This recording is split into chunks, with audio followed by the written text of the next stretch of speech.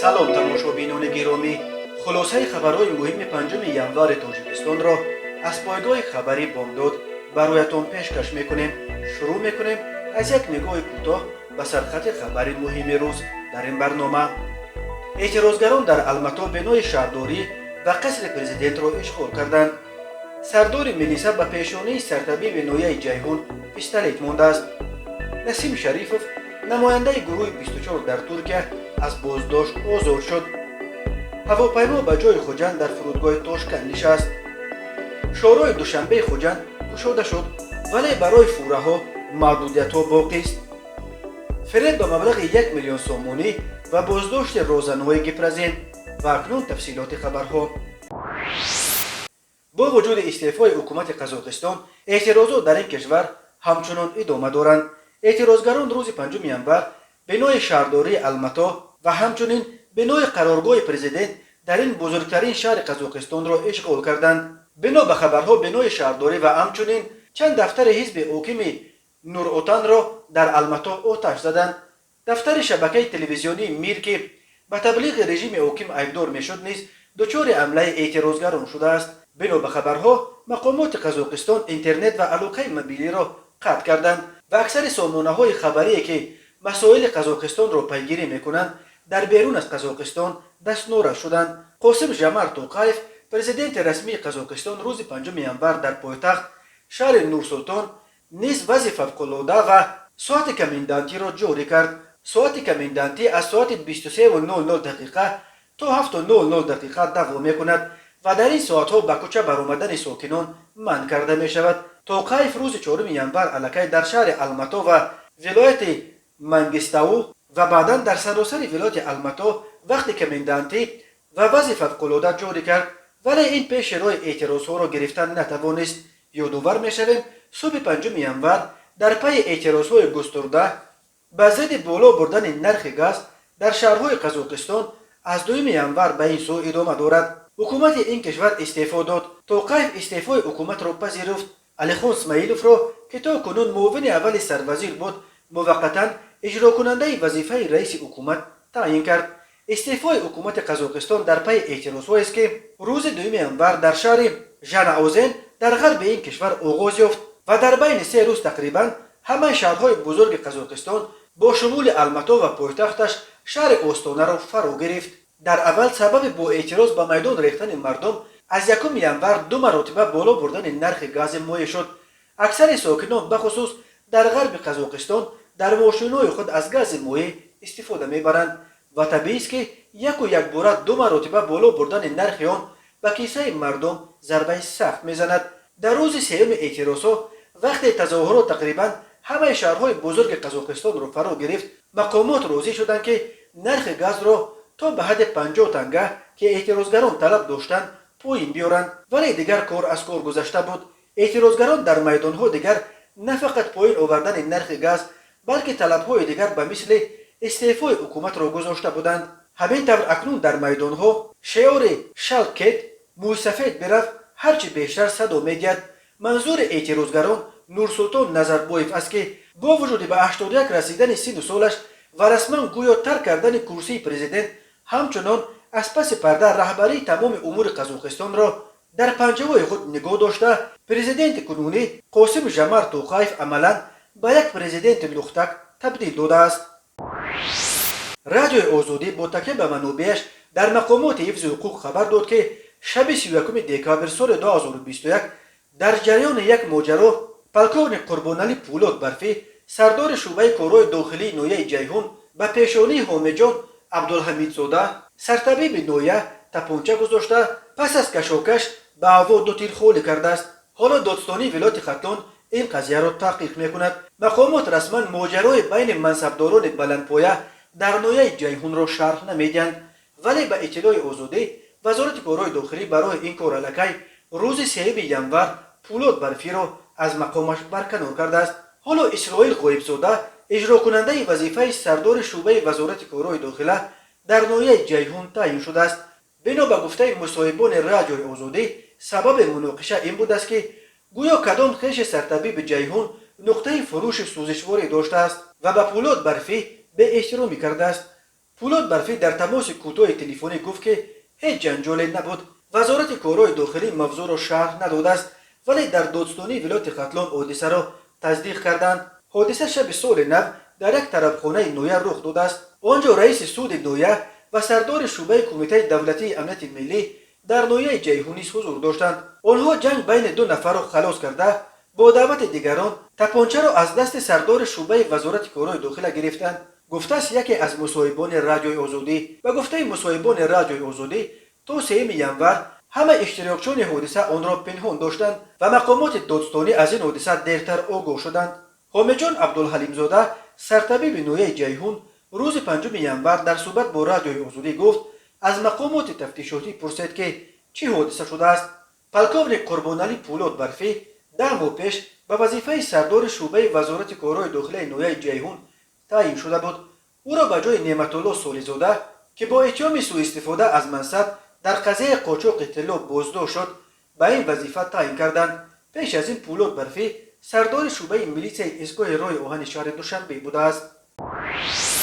نسیم شریفوف نماینده حرکت اپوزیسیونی در تاجیکستان فعلا ممنوع گروه 24 در ترکیه روز 5 ینور از بازداشتگاه آزاد کرده شد. نسیم شریفوف روز 3 دکامبر ساعت 13:00 در منزلش در شهر استانبول بازداشت شده بود. مقامات ترکیه سبب بازداشت و اینک رهایی این سیاستمدار مخالف تاجیک را شرح ندادند، ولی گروه 24 گفت در پس قضیه‌های قبلی از روسیه ربودن فعالان این حرکت رحمتجان محمدجان و شابودین بدالوف و بازداشت اخیر نسیم شریفوف در ترکیه مقامات تاجیکستان ایستادند که به عقیده گروه 24 با چنین شیوه تلاش دارد رقیبان سیاسی و مخالفین خود را از بین برد و در دل مردم و مبارزین ترس و هراس جا کند. مقامات تاجیکستان تا کنون درباره بازداشت و اینک رهایی نسیم شریفوف در ترکیه یگان اظهار نظر نکردند. نسیم شریفوف یکی از سابقه داران گروه 24 به شما رفته از سال 2015 در ترکیه به سر میبرد. او از سال 2018 نماینده حرکت اپوزیسیونی در ترکیه و همچنین یکی از گرداننده های برنامه گروه 24 در رادیو کانال زیلا بود. وقتهای آخر نسیم شریفوف بیشتر به تجارت مشغول بود. این علاقه بازداشت سوم نسیم شریفوف در ترکیه بود. 2 دفعه اول در سال 2018 و ماه مارس سال 2020 او را همراه با رهبر گروه 24 سوراب ظفر با درخواست مقامات تاجیکستان دستگیر کرده بودند، ولی اون 2 دفعه قبلی دادگاه ترکیه درخواست استرداد آنها را به دلیل انگیزه‌های سیاسی پرونده‌هایش در تاجیکستان رد کرده بود. گروه 24 سال 2012 از جانب صاحبکار عمرعلی قواتوف بعد فرارش از تاجیکستان تشکیل شده است. اساسگزار این حرکت عمرعلی قواتوف ماه مارس سال 2015 در شهر استانبول ترکیه در نتیجه یک سوءقصد مسلحانه کشته شد. تماشابینان عزیز، یادآور می‌شویم خلاصه مهمترین اخبار تاجیکستان را از پایگاه خبری بامداد تماشا دارید. برنامه را ادامه می‌دهیم.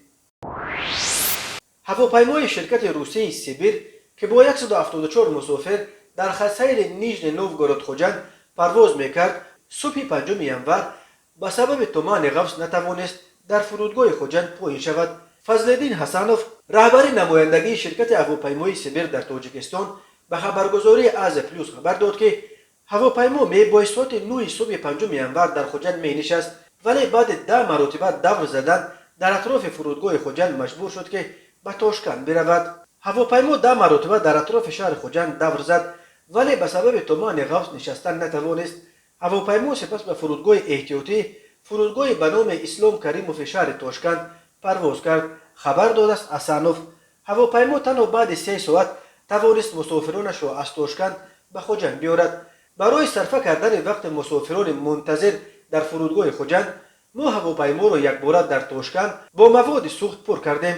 هواپیما علکه در خوجند است و بعد سوار کردن مسافرانش به نیژنی نوگورود برمیگردد. خبر داده است نماینده شرکت هواپیمای سیبیر به آزیا پلوس نشست اضطراری هواپیمای شرکت روسی در تاشکند به جای خوجند در حالی است که تاجیکستان چند روز باز در پنجه سردی‌ها قرار دارد. اگنتی هواشناسی تاجیکستان خبر داد که دست کم تا 8 ینور در کوههای تاجیکستان خطر زیاد فرآمدن ترمه‌ها و در وادی‌ها فرآمدن تومان باقی میماند.